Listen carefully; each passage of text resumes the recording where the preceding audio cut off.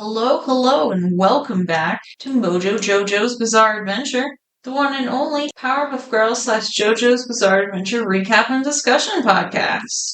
I'm Raven. And I'm Alison. We are currently discussing Season 3 of the Powerpuff Girls, and the episodes we're going to be talking about this week are Jewel of the Isle and Super Zeros. Before we get into the episodes, just a reminder to, if you haven't already, subscribe/follow the podcast, depending on where you're listening, and leave us a comment or a review if you haven't already. It would make it easier to get the podcast out there to more people, and we'd also love some feedback. You definitely want to subscribe so you don't miss an episode. And we have another podcast where you can check us out called What We Pod in the Shadows, where we're discussing what we do in the shadows. We're currently on Season 3. Yeah. Are we? Yeah, we're on Season 3. We're on Season 3 of everything. Yeah. That's why I was confused for a second. I'm like, wait. Yeah, that's just kind of how it worked out, I guess. Do you have any news? I think I forgot to talk about this last time. We're seeing more pictures of the LOL Surprise OMG Powerpuff Girls dolls. They are supposed to come out, I want to say, July 29th. And they're supposed to be $12.99 each, which is very nice and affordable. I'll probably get the whole set because they do look pretty cute, and you'll even get like some extra ones and save them for later for like my niece or something. I don't know. Alrighty, those will be fun. Yeah, they're really cute.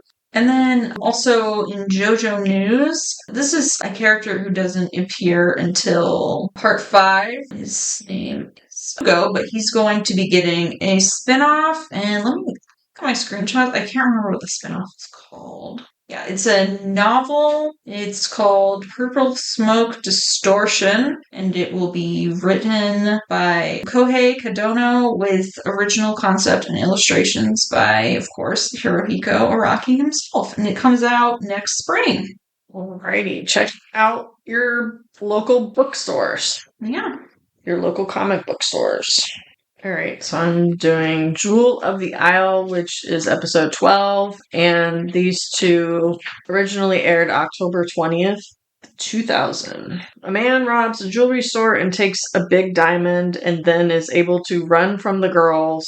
I didn't get down all his methods of getting away from them, but he takes a train and a speedboat and he's like in a skating rink, but they still catch up with him on top of a cereal factory. He falls through a skylight and he's able to disguise himself quickly by putting on a white lab coat like the other workers and removing his hat. The girls can't find him and leave, but the big diamond ends up in a box of cereal on a conveyor belt and then is put on a Mouth's truck. So Mouth's is, I guess, a grocery store. He enters the Mouth's and opens all the Nugget cereal boxes, but one which Professor grabs and declares it the girl's favorite. The girls are watching a 3D animated show called Mech Animals and are basically comatose watching when a commercial comes on for the Nugget cereal. So the whole name of the cereal is Lucky Captain Rabbit King Nuggets. The mascot looks like a cross between the Trix Rabbit and Captain Crunch. It has castle, sailboat, tuna, and ruby marshmallow bits. I was scared of the tuna bit. Yes, yeah. Sounds gross for breakfast. The girls mindlessly shovel the cereal in their mouths when the robber shows up, dressed up like Lucky Captain Rabbit King Nuggets. Or I guess Lucky Captain Rabbit King. He tries to go eat their cereal, but they expect to be tricked by him, like in the cereal commercial. Nuggets are for the youths. So it's kind of like the tricks are for kids thing. Yeah. So they kick him out. He comes back dressed up like an old lady babysitter. So he's still kind of in the Lucky Captain Rabbit outfit, but it's like he's got, like a sweater on and lipstick and stuff to look like an old lady. They point out his big eyes, mouth, and rabbit ears and throw him out the window. He next finds them eating out in the garden. He steals the lawnmower from Mr. Fan, their gardener. They think he is Mr. Fan, so when he says he'd like some cereal, they invite him over, but his Lucky Captain Rabbit King cape gets caught in the lawnmower, and they realize he's not Mr. Fan. Next, he dresses like a monster and puts up a cutout of the city at the kitchen window where they eat, and they promptly knock his monster head off. He even pretends to be Santa and gets stuck in their chimney, and the rescue squad has to be called. He has a breakdown on their lawn and says all he wanted was cereal, so Bubbles hands him the box. They gasp when he rips off his disguise and starts eating the cereal. When the diamond tumbles into his mouth, the girls beat him up till it pops out and he's sent to jail. So there's a couple little things, like the Lucky Captain Rabbit King is a cross between the Trix Rabbit, Captain Crunch, Lucky the Leprechaun, and King Vitamin, which I'm not familiar with King Vitamin. I have also never heard of King Vitamin. The robber was voiced by Jeff Bennett. There was like a mention of like Captain and Tennille in there somewhere, the music group. Yeah, he calls himself the Captain and Tennille, and he's like, the Captain and Tennille just want some cereal or something like that. Yeah. And then the cereal place was the Generally Food Cereal Company, which is supposed to be like General Mills or the General Foods Corporation. Then the mech animals is kind of like Beast Wars or Beast Machines. And there was a character that was on what they were watching called Ostrich Man Prime. It was supposed to be like Optimus Prime. So I don't know. This is kind of like one of these where I'm like, I could say what they could change or whatever, but I don't know that anything necessarily like I would fix anything about the show, but it was kind of fun, like playing out the tricks are for kids thing, and like he had to kind of do a trick to get them to give him the cereal. And it did sort of seem like at first, like, is this guy getting away with like stealing the diamond? But he doesn't. Like, like would the girls not be able to figure it out or catch him? I did think that they gave up way too quickly when he was in the factory, though. They're just like, oh, he's not wearing his hat anymore. We can't spot him instantly. Let's go. Find him some other time. I mean, I guess it's because, like, we've not seen this guy before. It's not like it was MoJo. Yeah. So maybe they didn't really get a good look at him to start with. But yeah, they probably could have, like, everybody freeze, like, search. Yeah. Search everyone. He wasn't super smart. Like, it kind of seemed like he was. He had all those different ways he was getting away from them. But then when he first got into the factory, the diamond was right there, and he's just like so relieved that he let it just keep going on the conveyor belt into a whole other room, and then he didn't know which box it was. Yeah, he should have just yoinked it out of there when he had the chance. Which I understand, then there wouldn't be an episode, but so it makes it, we gotta make the story longer somehow, but yeah. I mean, it's just kind of funny. Like, the name of the cereal is just, like, ridiculous and how long it was, and then, like, the bits that were in it, like the tuna, the fish marshmallow. Lucky Rabbit. What is it again? Lucky Captain Rabbit King. Lucky Captain Rabbit King. Yeah, it's just kind of ridiculous. And the bit with he was supposed to be like the old lady babysitter, where it was like his big eyes and his big mouth. It's like Little Red Riding Hood. Like, what big eyes you have? Yeah. I did like that they changed the art style and everything for the cereal commercial. That was it made it look like the Trix Rabbits commercials. Yeah, and then that commercial or the cartoon they were watching was a completely different style of animation than it wasn't like the cell shaded. Yeah. It's like, let's throw some CG in this. It kind of just seemed kind of weird seeing it there. Yes, yeah. I will start talking about Super Zeros, which is the next episode. So we're watching these in the DVD order, which is a little bit different than the order that they aired in. I think on the wiki it said like the next one, after the ones we talked about last week, are supposed to be like Three Girls and a Monster and Monkey See, Doggy Do 2. Or Doggy 2, rather. But because it's different than the order that it aired in, we're talking about these two. Okay. I don't know. Maybe I'll cut that out. No, that's fine, because if that's what you said before, we do need to explain. Yeah. So the girls are reading their favorite comics, Freedom Gal, Spore, and Bunny and Friend.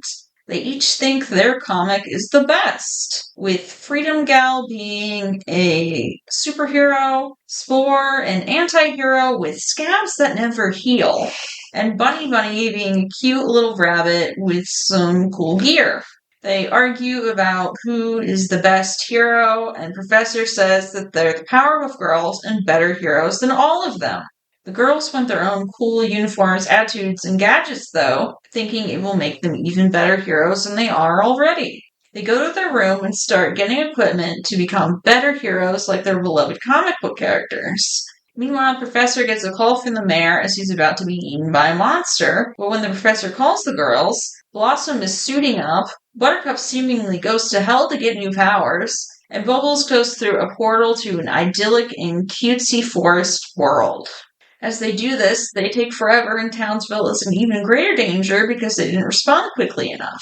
Finally, they come out of their rooms and introduce their new personas, with Blossom calling herself Liberty Bell, Buttercup drifting in like smoke as Mange, and Bubbles pogoing in as Harmony Bunny. Professor tells them they're too late to save the day, however. Better heroes, huh? Professor says sardonically. We cut to the next day, and the monster has returned. The girls slept in their uniforms this time, though, and so they get a slightly quicker start. Blossom gets into her morality mobile from the garage and jets into action, only to get caught in a traffic jam. Bubbles searches through her toolkit and seemingly finds everything except for her pogo stick, but once she finds it, she very slowly pogos her way into town. Buttercup says it's too bright out and Mange only travels at night. And so then we kind of cut back and forth between the city's destruction, Blossom in traffic, Bubbles pogoing, and Buttercup sitting on the couch with the professor until dark. When they finally get there, the mayor is pissed at them for being late, and also says, better heroes, huh? The next day, the monster is back again, but this time the girls slept outside nearby.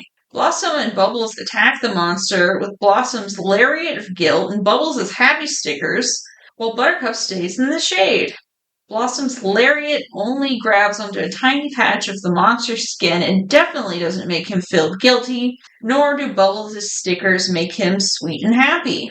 Buttercup refuses to help because it's too sunny out. This goes on for a few moments until the monster, who introduces himself as Steve, gets irritated with them and tells them that it's a badge of honor to come from Monster Island and face the Powerpuff Girls, but instead what he got were a flat girl who does rope tricks, some rabbit, and Little Miss Darkness who's afraid of a little sun. He says they didn't need gadgets, stickers, or angst to be better at kicking butt, they just need to be themselves. And he sort of takes their new outfits off, revealing their normal outfits underneath, and then the girls realize that he's right and kick his butt. The day was saved, but not thanks to the girls' new personas. I just find this one cute. I just like that they wanted to try out a new persona, fangirl a little bit over their favorite comics. Though it doesn't work out because their gear isn't as helpful as their actual powers. I mean, maybe they can workshop it a little longer or try it out more, but they're kind of a group and have matchy outfits, so it kind of gave them a chance to be individuals. Yeah. And yes, it didn't work out, but I mean, I don't know if we see like their first day, like going to kick butt, if, if they're super coordinated anyway. So probably would take like a while to like get your groove on. And we've seen with some of these Spider-Man movies where when he first goes out, like he's still got to figure out his webs and stuff. So yeah, it's kind of like that. Yeah. I do think it could be fun though if like they ever decided to like go solo or whatever, if they like revisited these new code names and everything. But, we don't like see them age or anything, so we don't get that, but I don't know. Yeah, so like Freedom Gal was kind of like Wonder Woman because she had the rope. Didn't that make people tell the truth? Yeah, that's what Wonder Woman's did, yeah. And then the Spore was kind of like Spawn. Yeah. Yeah. Which I'm like, why does she know who Spawn is? I mean, I also knew who Spawn was at that age, so we should cut it on HBO one night, the animated movie. And then I wasn't sure what the bunny thing, but I saw it kind of like was supposed to be compared to like Hello Kitty, maybe. Yeah. Which isn't really a superhero, but yeah, her sisters do tell her as much in the episode too. They're like, she's just a rabbit. She's cute. Yeah. Yeah, so it's like they kind of gave up using the powers that they already had, which kind of didn't make sense. They could have been these new personas, but still use their powers because they weren't flying or shooting fire from their eyes or like freezing things. You're using their strength. It's like in the comics when like Sam Wilson becomes Captain America. He was originally Falcon, but he still has the wings, but also the shield and all that. But they didn't like try that. Yeah. So, I mean, like I said, they just need to workshop it more, but it could work. I mean, they could have individual identities and different props and stuff if that's what they would like to do. I did like the monster was disappointed. Like, I was kind of wondering why he did keep, like, when it would get dark, he would just leave every day. Yeah. So there did seem to be like some sort of reasoning behind that. Yeah. But he did want to face the actual Powerpuff Girls and he was so disappointed. So that was kind of funny. Yeah. He kind of like broke character to give them that advice or whatever. Yeah. Like, you don't need all these gadgets. It's like he knew that they don't come out after a certain time, like, saving the world before bedtime. So he's like, well, it's bedtime, I better leave. Yeah, they're not gonna come now. Also, like, a little sight gag. We had, like, when they show up late the second day and the mayor's there to, like, scold them, he has, like, Jigglypuff on his watch. Oh, I guess I didn't see that. And I've watched a little bit of the Powerpuff Girls anime, Powerpuff Girls Z, but I guess the second opening theme song, like for their second season or whatever, they have the girls wearing outfits based on their new superhero looks from this episode. So it is cute and got like a little homage in there. And then when Bubbles/Harmony Bunny is like going through her little toolbox of stuff trying to get the pogo stick, she says, "When trouble is near, I am not slow, for it's hop, hop, and away I go." And I guess it's a reference to Underdog's catchphrase, "When Polly's in trouble, I am not slow, it's hip, hip, hip, and away I go." I've only seen the Underdog movie, the live action one, so I probably wouldn't have gotten that one if it wasn't on the wiki. I just have that Steve the Monster was voiced by D. Bradley Baker. Yeah, it did sound like it. Well, fine. I don't have nothing else to say. I don't think I have anything else to add either. I just thought these episodes were cute. Yeah, they're kind of a break from the normal, I don't know, not really monster of the week, but kind of, but a little bit different storylines or structures to the episodes. Yeah. It was kind of like both of them were like the ones where they get to be little girls, like with the cereal commercials, and then just that even though they're already superheroes, they still kind of geek out about other superheroes and want to dress like them. So the next 2 episodes we will be discussing are called Three Girls and a Monster and Monkey See, Dog Eat 2. So if you want to watch those ahead of time so we don't spoil the whole thing for you, go ahead and do that. Just a reminder again to hit all those buttons for us. Like, subscribe, comment, follow, whatever it is on the platform you're listening to us on. It would be really helpful if you did that so we could get out there to more listeners. So until next time, I'll be the roundabout. Goodbye. Goodbye.